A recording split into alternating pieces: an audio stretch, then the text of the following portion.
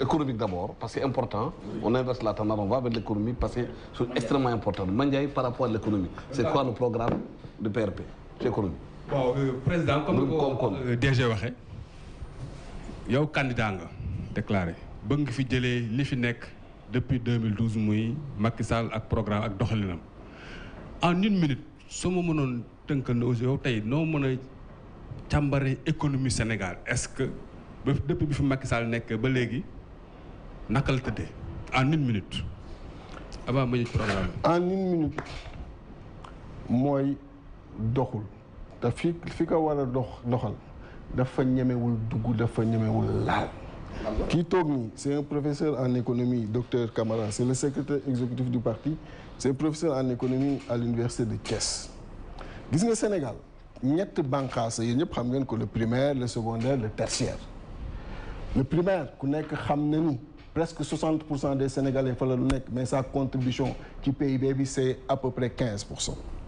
ku nekk xam ne le tertiaire c'est 15% des Sénégalais ñoo fa nekk contribution ci PIB bi c'est plus de 60%. mais tertiaire boobu ñan ñoo fa nekk ce ne sont pas vous hein qui êtes là c'est entre les mains c'est des multinationales entre les mains d'étrangers ñi nga xam ne toutes les richesses dañ koy ñëw def fii et duñ ko dugalaat ci biir Sénégal yóbbu ko ci biti et entre les deux muy le secondaire dont je suis très qualifié muy la transformation et l'industrialisation de façon générale c'est là où on est absent pays boo gis ci adduna bi ñu duut ko baaraam ni pays bi pays développé la wala pays très émergent la foofu la dem taxaw ñun fa la ñu disparaître man moo tax ci programme bi ñu proposé dalu ni bu ñu ñëwee mandat yi ñuy am dañ koy inscrire ci sceau de l'industrialisation du pays gis nga foofu moo lay indil croissance bu durable parce que tey croissance bi ñuy wax yëpp président Macky Sall di wax on atteint une croissance à 2 chiffres mais lan moo koy porter l'investissement public par l'investissement privé ñun fa la ñuy ñëw toog de sorte que mu am une très grande transformation comme pays émergents yi ñu ko defee quand on parle des pays asiatiques nga jël la Corée du Sud pendant longtemps moo doon l'atelier du Japon vous le savez tous foofu lañ doon defee Sony foofu lañ doon defee Toyota après di ko yóbbu Japon mais ñoom 10 ans 15 ans après ils ont mis des marques en parallèle Samsung ku xamul LG ku ko xamul ku xamul Kia ku xamul Hyundai pour dire que il faut aller vers la transformation il faut aller vers l'industrialisation. Maintenant tey lépp li ñu am jëlee ko ci primaire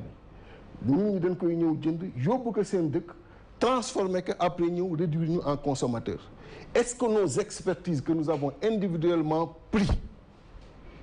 talent yi ñu am individuellement pris est-ce qu'on doit nous réduire à des consommateurs non moo tax ma ni c'est simple au cadre du parti aller dans les grandes surfaces boo demee grandes surfaces lépp lu taxaw ci étagères yi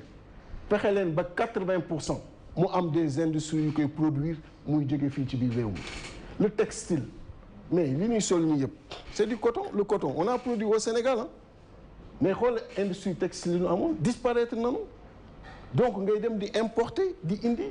guddeeg bëccëg nit ñee ngi jóge Dubaï di jóge feneen ak feneen pour indi li ñu tissu yu ñuy sol alors que le coton ñi koy defar fii la ñuy jëlee Afrique coton boobu dem defar que ñoom indi nañu tissu alors on doit continuer avec ce peuple là. léegi yow léegi yan levier on ne peut pas être ce peuple là donc pour dire quand même que d'abord l'agriculture régler profondément cette question parce que les statistiques montrent aujourd'hui que nous avons au niveau de la vallée 240 000 hectares dont seulement 60 000 sont aménagés 25 000 hectares à Lanamé dont seulement 5 000 sont aménagés et les statistiques montrent que 1 million de tonnes ñoo ngi koy importer par an mu ñu am une facture céréalière d'environ 300 milliards donc loolu on le règle c'est-à-dire qu'aujourd'hui la vallée doit produire li nga xam ni moom lay Sénégalais yi di dundee parce que mën ñu continuer yow boo bëggee tey lekk ceeb ngay xaar le paysan pakistanais mu bàyyil la indil la loolu difficulté bi muy indi li ñu wax mais acte nga war a poser yow en tant que suba bu ne Déthié Fall mais maa ngi lay wax acte ba tey déggoo mën l'agriculture d'abord non mais concrètement laa la wax je te dis que moi j'aménage ces hectares-là et je fais la production là-bas c'est ce que j'ai dit parce que tu peux pas continuer à vivre du paysan pakistanais ce qu'il te donne loolu boo ko defee avec quel moyen mais avec fooy jëlee xaalis bi mais c'est une orientation budgétaire même dans les propositions qu'on a faites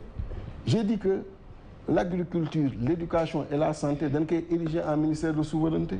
xam ñun dañoo jël li tubaab yi wax rek ni mooy ministère de souveraineté ñu ni ministère de souveraineté ma ne waxoon fi ministère de souveraineté loolu leen may wax armée diplomatie affaires étrangères nangam mais ñoom foofu lañ toll bi ñuy wax ministère de souveraineté mais ñun la souveraineté dëgg la sécurité dëgg bi ñuy wax foofu la nekk parce que là on est encore dépendant on est dépendant donc pour dire la priorité que j'accorde ci aspect yooyu parce que xam naa ni mooy tax le stress social wàcc j'ai fait les statistiques avec le professeur on a constaté que l'horizon d'espoir d'un Sénégalais et de challenge ñi ci ëpp c'est comment passer d'un repas à un autre bu ndekkee nan la ñuy amee añ loolu mooy seen challenge de la journée comment ngay mën mobiliser les énergies ci nga xam ni boobu challenge rek la am donc il faut régler ça avec li ma wax nii pour l'agriculture et dem aussi dans des systèmes modernes en Israël aujourd'hui il y a ce qu'on appelle les conteneurs femmes c'est-à-dire que tu prends un conteneur avec des étagères nga xam ne la surface globale c'est presque la surface d'un terrain de basket ñu fay produire ay légumes fa la gars yi toll le Maroc aujourd'hui nga xam ni ñoom amuñu ndox Agadir produits yu bari yi ñëw fa lay jógee ils sont obligés de forer à 150 mètres à 200 mètres pour am ndox ñun fii am na quartier yi nga xam ne wàqi naan lañ leen tuddee wàqi naan mooy da ngay wàqi naan donc on n'a pas un problème d'eau et pourtant on reste encore dépendant de ça il faut régler ça on a dit l'éducation régler également cela parce que boo jëlee tey le salaire du président Alassane Samba Diop vous êtes du directeur général Alassane Samba Diop boo jëlee son salaire il y a 3 rubriques yi nga xam ni mooy jël essentiel u salaire am la nourriture l'éducation des enfants bu fekkee ni am na kër macha allah bu amul kër le loyer mais le loyer yi mooy jël loolu mooy ñett yi mooy jël les statistiques montrent que ñett yooyu région boo jël ci Sénégalais yi mi ngi entre 50 et 70% lay jël ci seen revenu mais noonu nan la Sénégalais yi mën a siggee moo tax ñun dans notre approche on a dit yooyu bu nekk yenn solution lañ ciy indi moo tax ma commencé ak agriculture pour parler de l'alimentation. mais président l'éducation on en parle. l'éducation question éducation bi dama bëggoon xam nga yow ancien enfant de troupe nga AET. non pas ancien troupe enfant de troupe. waaw non moi j'ai fait l'ENOA. tu as fait l'ENOA. formation d'officier de réserve. D'accord, tu as fait. Donc c'était un programme que j'ai eu à faire mais yamul ak ñi nga xam ni ñoo nekk prytanée militaire gars yi dañ koy jaawale mais je suis pas aussi militaire d'actif. waaw dafa ENOA c'est formation militaire. Voilà. Éducation c'est une question importante. Paysan pakistanais boobu nga sànq cité il a une formation pour faire de l'agriculture le capital humain le problème du Sénégal aujourd'hui statistique bi ñu xool 54% des jeunes balaa ñu egg niveau secondaire ils sont en déperdition scolaire jànguñu foo waree Ndakaaru tey Dakar bu ñu dégg fii ku nekk soo génnee sa kër da gis ay xale yu ndaw toog si buntu kër gi yoree saret di wër di jël mbalit di tuur yenn saa ci mbedd bi la ñuy fanaan ce qu'on appelle les invisibles ñooñu boo ñëwee ban programme nga leen defal ñu liggéey et surtout dañoo laajte formation militaire boobu vacances citoyennes yi am Sénégal fii xale yi taxawal ci mbedd mi ñoo am ay camp militaire partout au Sénégal foo dem ban région bu nekk am na benn camp militaire est-ce que yaakaar nga war nañ jël jeunes yi en charge dans les camps militaires former leen au civisme ñu xam lu baax parce que fii boo demee université am na question yi ngay posé étudiants yi nekk foofu les 3 couleurs du drapeau national lu muy signifié ñu bëri xamuñu ko bu hymne national sax. non lui il a un programme. il ferait un très bon candidat. non dama candidat man. alors parce que ce que vous dites là ñun c'est ce qu'on a effectivement dit. parce que il faut pas que nit ñi foog ni il faut seulement nit ki jàng dem université ba am maîtrise ci la mën tekkee non ku nekk fekk yàlla may mu toll fa état war na ko fa fekk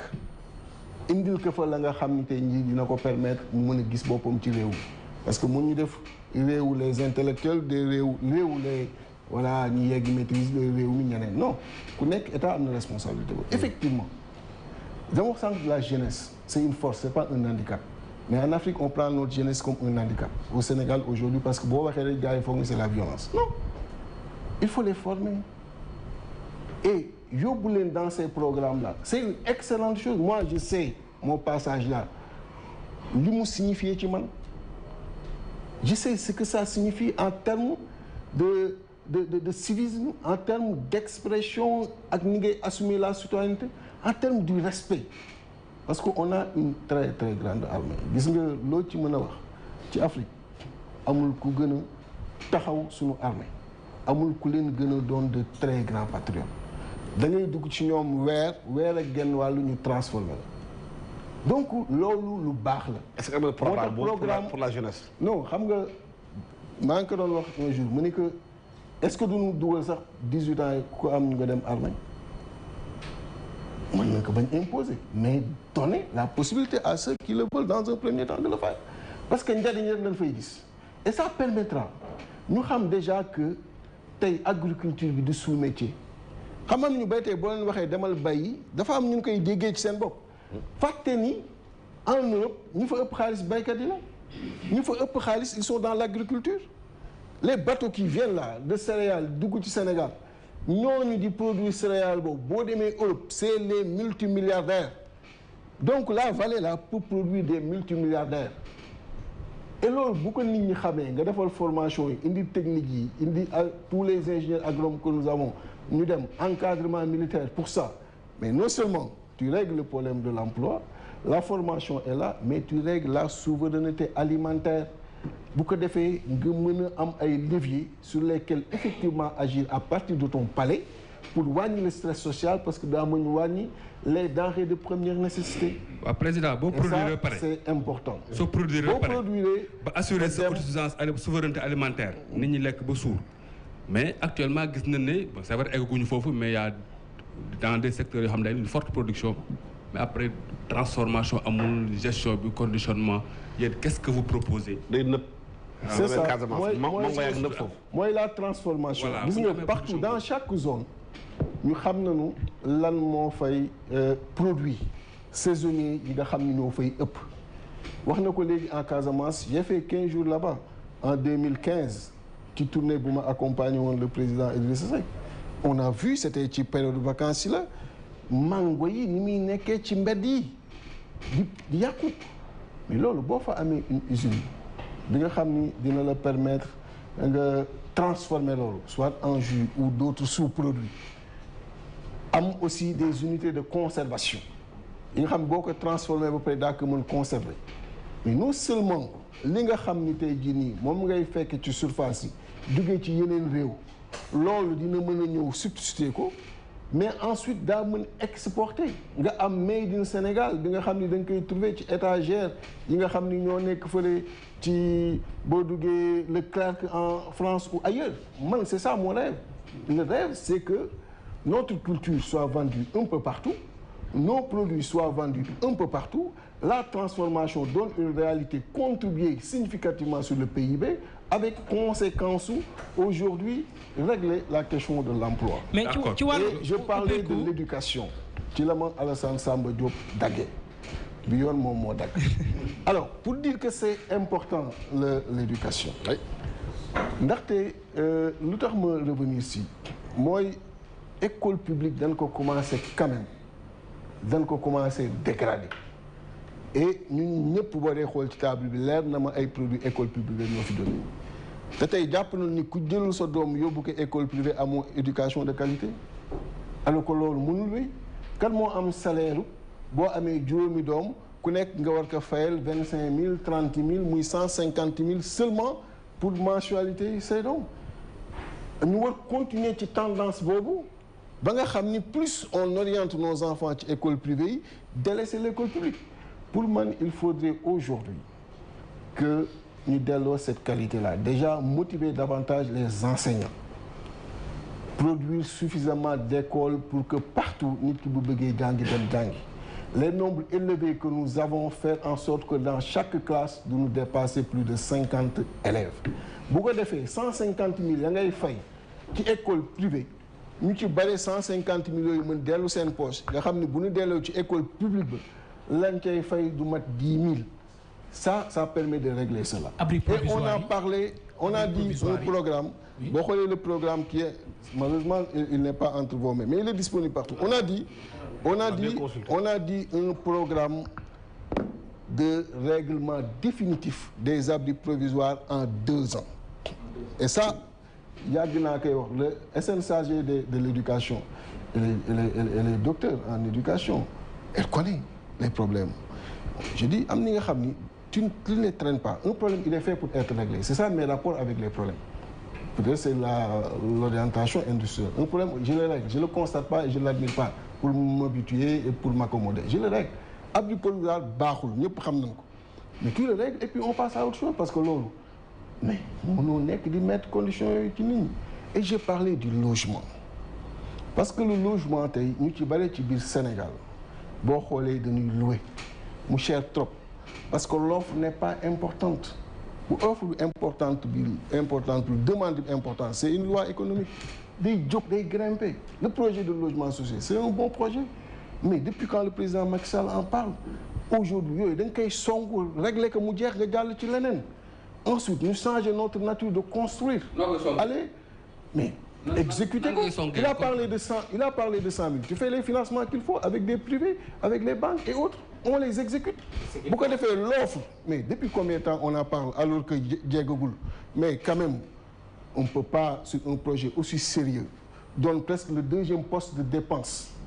ci cette population doo def le focus pour régler ko aussitôt man loolu damay jël doon président de la République du Sénégal mais bu ma ko waxee tey 5 ans après doo leen dégg ma waxati ko mu jeex tàkk. mais président est-ce que loolu est-ce que programme doo sous-estimer vous n'êtes pas en train de sous-estimer le système bureaucratique au Sénégal xam nga bu nga am programme bu neex je le sous-estime bu gën a rafet Sénégal nga trouve un système qui est là depuis 60 ans. lourdeur administrative bureaucratie mi ngi ci programme bi jeexul corruption bi nekk ci mal gouvernance bi commission yi nga war a benn këyit benn fonctionnaire war la ko jox parce que yelleef la sa droit la mu téye sa këyit boo ko jox xaalis la ko jox amul sanction mu dara est-ce que système boobu jëli ngeen en charge booy wax programme bi cette réalité qui est là qu'il faut affronter comment l'affronter. Excellente question boo ubbee programme bi xam naa ne jot leen lire sama programme quoi. Mais c'est un très bon programme parce que 300 cadres alors je disais une chose xam nga da nga parler de la malgouvernance on a dit qu'on va instaurer une loi de criminalisation de la corruption dans les affaires publiques gis nga bu la leeree ni tey dërëmu askan bi yëpp la amoo droit def ko sa poche te bu demee ba am lii moo la ciy fait ku nekk dina changer sa rapport ak dërëm boobu parce que li nga gis Sénégal dafa grave da ngay gis nit kuy liggéey amagul 5 ans amagul 10 ans ñu xamal que une richesse qui ne s'explique pas. yow ngay liggéey pendant 20 ans à un poste supérieur am problème mu kër mais ñu seetaan et on s'accommode mais loolu mënul dem loolu on porte préjudice à nos enfants et tout mais il y en a beaucoup de l'enrichissement illicite ça il faut le régler. Est-ce que vous allez abroger la loi sur la CREI? Non, la loi sur la CREI va être une loi sur effectivement l'enrichissement illicite. Mais nous, ce qu'on a vu avec le président Macky, c'était pas une loi sur l'enrichissement illicite. C'était une loi pour contraindre des opposants politiques. Parce que ñi mu jël ñëpp yëkkati leen ils étaient un nombre de 25. Justement, ban yoon ngay jël pour réforme de la justice en parlant de ces questions-là parce que de plus en plus... Réforme de la justice, d'abord, ce qui est le plus actuel, on a parlé des détentions préventives. yi nga xam ni dafa bare et la responsabilité du procureur à partir d'un mandat de dépôt